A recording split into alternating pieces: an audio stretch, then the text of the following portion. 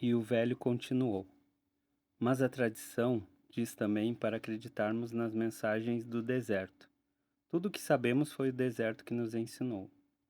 O velho fez um sinal e todos os árabes se levantaram. A reunião estava para terminar. Os narguilés foram apagados e os guardas se colocaram em posição de sentido. O rapaz preparou-se para sair, mas o velho falou ainda mais uma vez: Amanhã nós vamos romper um acordo que diz que ninguém no oásis pode portar armas. Durante o dia inteiro aguardaremos os inimigos. Quando o sol descer no horizonte, os homens devolverão as armas. Para cada 10 inimigos mortos, você receberá uma moeda de ouro. Entretanto, as armas não podem sair do seu lugar sem experimentarem a batalha. São caprichosas como o deserto. E se as acostumamos com isto, da próxima vez podem ter preguiça de disparar. Se nenhuma delas tiver sido utilizada amanhã, pelo menos uma será usada em você. O oásis estava iluminado apenas pela lua cheia quando o rapaz saiu. Eram 20 minutos de caminhada até sua tenda, e ele começou a andar. Estava assustado com tudo que havia acontecido. Tinha mergulhado na alma do mundo, e o preço por acreditar naquilo era a sua vida. Uma aposta alta. Mas tinha apostado alto desde o dia em que havia vendido suas ovelhas para seguir sua lenda pessoal. E como dizia o cameleiro, morrer amanhã era tão bom como morrer em qualquer outro dia. Todo dia era feito para ser vivido ou para abandonar o mundo. Tudo dependia apenas de uma palavra: Maktub. Caminhou em silêncio. Não estava arrependido. Se morresse amanhã, seria porque Deus não estava com vontade de mudar o futuro. Mas teria morrido depois de haver cruzado o estreito, trabalhado em uma loja de cristais, conhecido o silêncio do deserto e os olhos de Fátima. Tinha vivido intensamente cada um dos seus dias, desde que havia saído de casa, há tanto tempo atrás. Se morresse amanhã, seus olhos teriam visto muito mais coisas do que os olhos dos outros pastores, e o rapaz tinha orgulho disto. De repente ouviu um estrondo, e foi jogado subitamente por terra, com o impacto de um vento que não conhecia. O lugar encheu-se de poeira, que quase cobriu a lua. Na sua frente, um enorme cavalo branco empinou, soltando um relincho aterrador. O rapaz mal podia ver o que se passava, mas quando a poeira assentou um pouco, sentiu um pavor que jamais havia sentido antes. Em cima do cavalo estava um cavaleiro todo vestido de negro, com um falcão em seu ombro esquerdo. Usava um turbante e um lenço que lhe cobria todo o rosto, deixando apenas os olhos de fora. Parecia o mensageiro do deserto, mas sua presença era mais forte do que todas as pessoas que havia conhecido na vida. O estranho cavaleiro puxou a enorme espada curva que trazia presa à sela. O aço brilhou com a luz da lua. Quem ousou ler o vôo dos gaviões? Perguntou com uma voz tão forte que pareceu ecoar entre as 50.000 tamareiras do Alfaion. Eu ousei, disse o rapaz. Lembrou-se imediatamente da imagem de Santiago Matamouros, do seu cavalo branco com os infiéis sob as patas. Era exatamente assim, só que agora a situação estava invertida. Eu ousei, repetiu o rapaz, e abaixou a cabeça para receber o golpe da espada. Muitas vidas serão salvas, porque vocês não contavam com a alma do mundo. A espada, porém, não desceu rápido. A mão do estranho foi abaixando lentamente até que a ponta da lâmina tocou na testa do rapaz. Era tão afiada que saiu uma gota de sangue. O cavaleiro estava completamente imóvel. O rapaz também. Não pensou um minuto sequer em fugir. Dentro do seu coração, uma estranha alegria tomou conta dele. Ia morrer por sua lenda pessoal. E por Fátima. Os sinais eram verdadeiros, enfim. Ali estava o inimigo. E por causa disto, ele não precisava se preocupar com a morte, porque havia uma alma do mundo. Daqui a pouco ele estaria fazendo parte dela, e amanhã o inimigo faria parte dela também. O estranho, porém, apenas mantinha a espada em sua testa. Por que você leu o voo dos pássaros? Li apenas o que os pássaros queriam contar. Eles querem salvar o oásis, e vocês morrerão. O oásis tem mais homens que vocês. A espada continuava em sua testa. Quem é você para mudar o destino de Alá? Alá fez os exércitos e fez também os pássaros. Alá me mostrou a linguagem dos pássaros. Tudo foi escrito pela mesma mão, disse o rapaz, lembrando as palavras do cameleiro. O estranho finalmente retirou a espada da testa. O rapaz sentiu um certo alívio, mas não podia fugir. Cuidado com as adivinhações, disse o estranho. Quando as coisas estão escritas, não há como evitá-las. Apenas vi um exército, disse o rapaz. Não vi o resultado de uma batalha. O cavaleiro parecia contente com a resposta, mas mantinha a espada na sua mão. O que faz um estrangeiro numa terra estrangeira? Busco minha lenda pessoal, algo que você não entenderá nunca. O cavaleiro colocou a espada na bainha e o falcão no seu ombro deu um grito estranho. O rapaz começou a relaxar. Precisava testar sua coragem, disse o estranho. A coragem é o dom mais importante para quem busca a linguagem do mundo. O rapaz ficou surpreso. Aquele homem estava falando em coisas que pouca gente conhecia.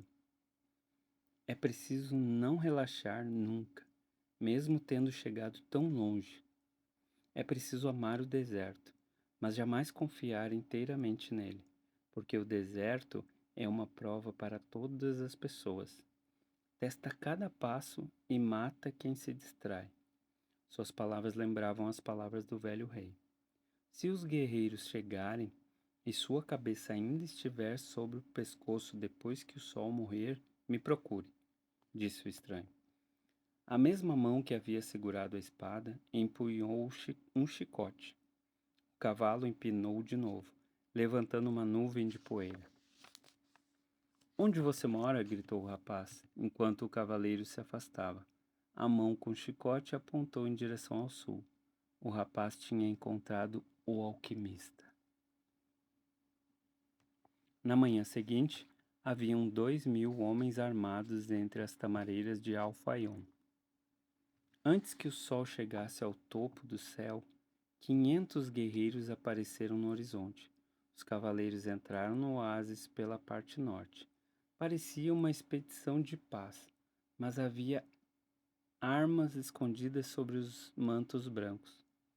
Quando chegaram perto da grande tenda que ficava no centro de Alfaiom, puxaram as cimítaras e as espingardas e atacaram uma tenda vazia.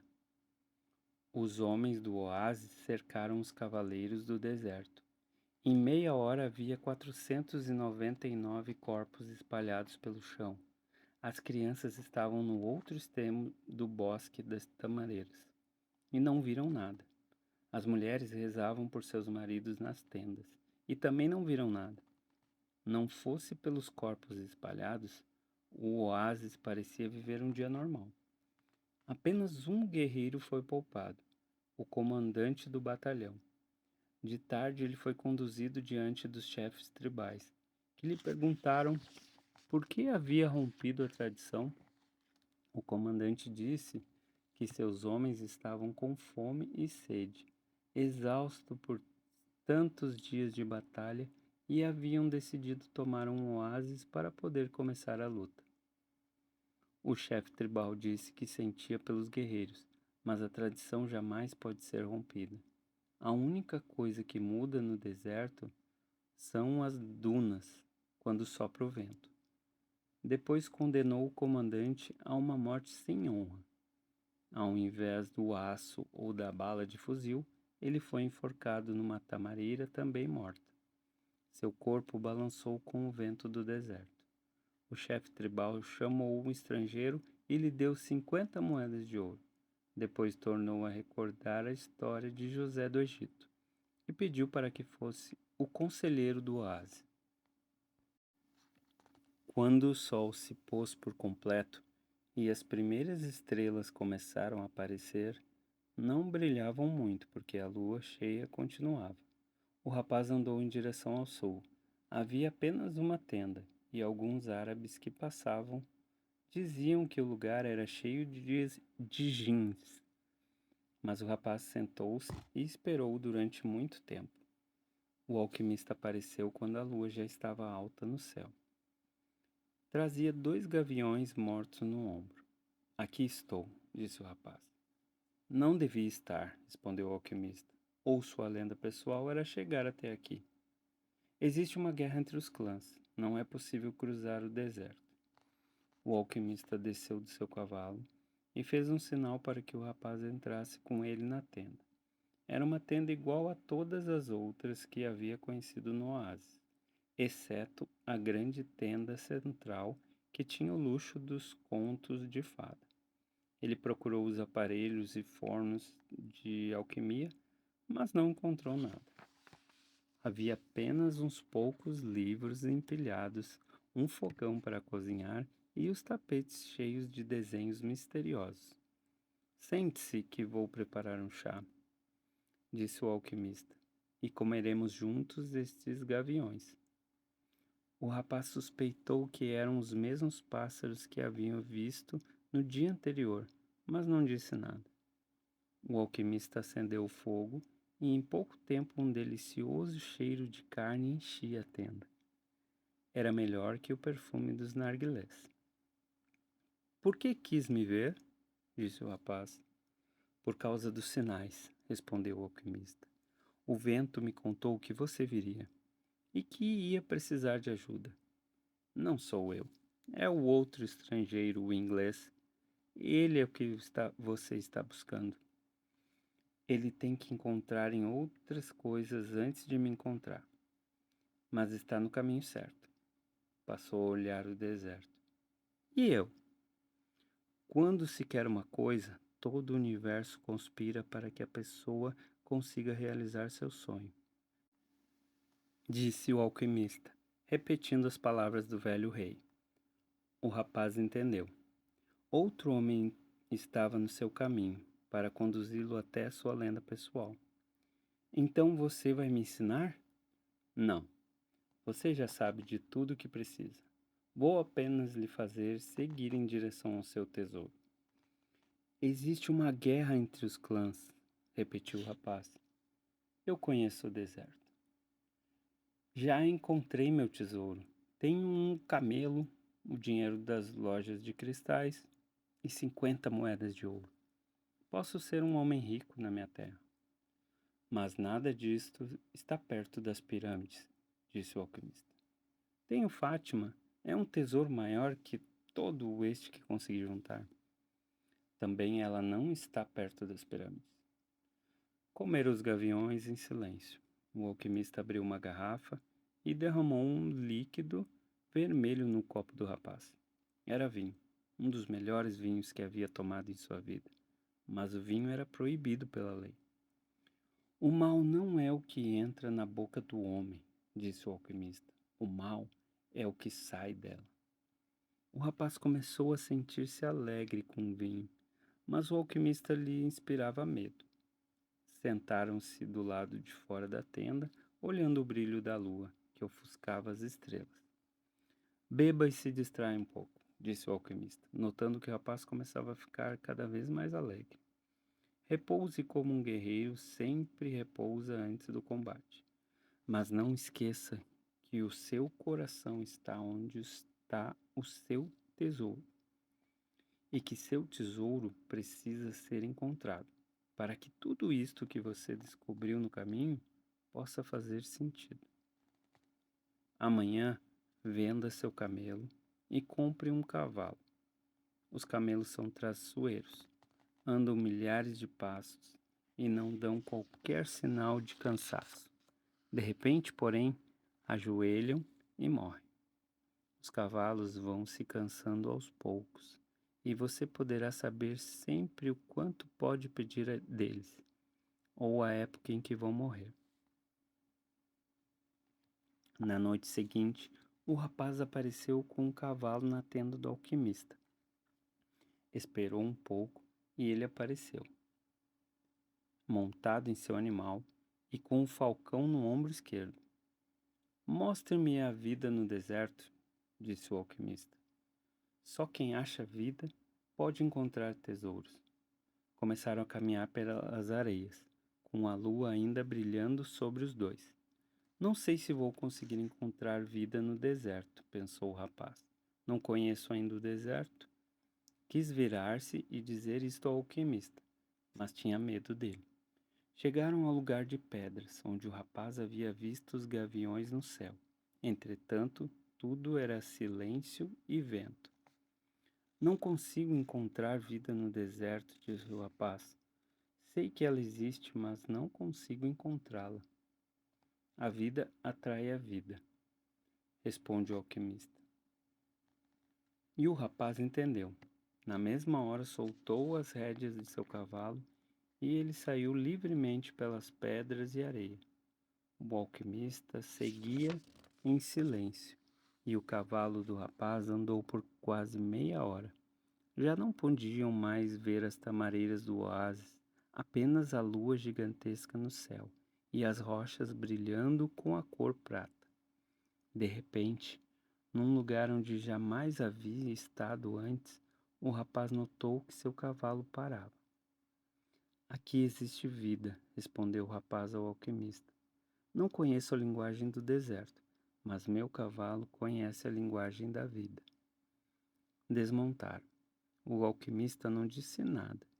Começou a olhar as pedras, caminhando devagar. De repente, ele parou e abaixou-se com todo cuidado. Havia um buraco no chão entre as pedras. O alquimista enfiou a mão dentro do buraco e depois enfiou o braço até o ombro. Alguma coisa se mexeu lá dentro e os olhos do alquimista, ele só podia ver os olhos, se encolheram de esforço e tensão. O braço parecia lutar com o que estava dentro do buraco. Mas num salto que assustou o rapaz, o alquimista retirou o braço e ficou imediatamente de pé. Sua mão trazia uma serpente agarrada pelo rabo. O rapaz também deu um salto, só que para trás. A cobra debatia-se sem cessar, emitindo ruídos e silvos que feriam o silêncio do deserto. Era uma naja, cujo veneno podia matar um homem em poucos minutos. Cuidado com o veneno, chegou a pensar o rapaz, mas o alquimista havia colocado a mão no buraco e já devia ter sido mordido. Seu rosto, porém, estava tranquilo. O alquimista tem 200 anos, havia falado em inglês. Já devia saber como lidar com cobras no deserto. O rapaz viu quando seu companheiro foi até o cavalo e puxou a longa espada em forma de meia-lua. Com ela, traçou um círculo no chão e colocou a cobra no meio. O animal aquietou-se imediatamente. Pode ficar tranquilo, disse o alquimista. Ela não vai sair dali. E você descobriu a vida no deserto, o sinal que eu estava precisando. Por que isto era tão importante? Porque as pirâmides estão cercadas de deserto. O rapaz não queria ouvir falar nas pirâmides. Seu coração estava pesado e triste desde a noite anterior, porque seguir em busca do seu tesouro significava ter que abandonar Fátima. Vou guiá-lo pelo deserto, falou o alquimista. Quero ficar no oásis, respondeu o rapaz. Já encontrei Fátima e ela, para mim, vale mais que o tesouro. Fátima é uma mulher do deserto, disse o alquimista. Sabe que os homens devem partir, para poderem voltar. Ela já encontrou seu tesouro, você. Agora espera que você encontre o que busca. E se eu resolver ficar? Será o conselheiro do oásis. Tem ouro suficiente para comprar muitas ovelhas e muitos camelos. Vai casar-se com Fátima e viverão felizes o primeiro ano. aprenderá a amar o deserto e vai conhecer cada uma das 50.000 tamareiras. Perceberá como elas crescem, mostrando um mundo que muda sempre, e irá cada vez entender mais os sinais, porque o deserto é um mestre melhor que todos os mestres. No segundo ano, você se lembrará que existe um tesouro. Os sinais começarão a falar insistentemente sobre isto, e você tentará ignorá-los. Usará seu conhecimento apenas para o bem-estar do oásis e dos seus habitantes. Os chefes tribais lhe agradecerão por isto. Os seus camelos lhe trarão riqueza e poder.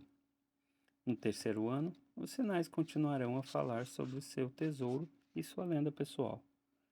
Você vai ficar noites e noites andando pelo oásis, e Fátima será uma mulher triste, porque fez com que seu caminho fosse interrompido.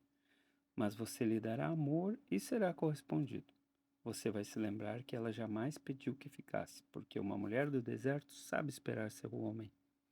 Por isso não vai culpá-la, mas vai andar muitas noites pelas areias do deserto e por entre as tamareiras, pensando que talvez pudesse ter ido adiante, ter confiado mais no seu amor por Fátima.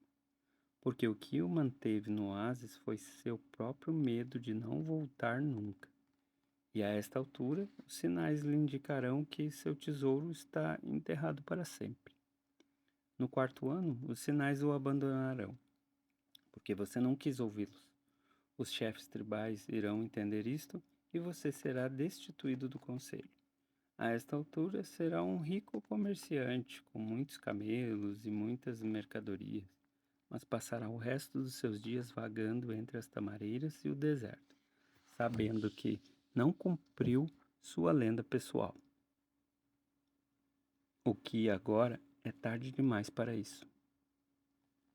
Sem jamais compreender que o amor nunca impede um homem de seguir sua lenda pessoal. Quando isto acontece, é porque não era o verdadeiro amor, aquele que fala a linguagem do mundo.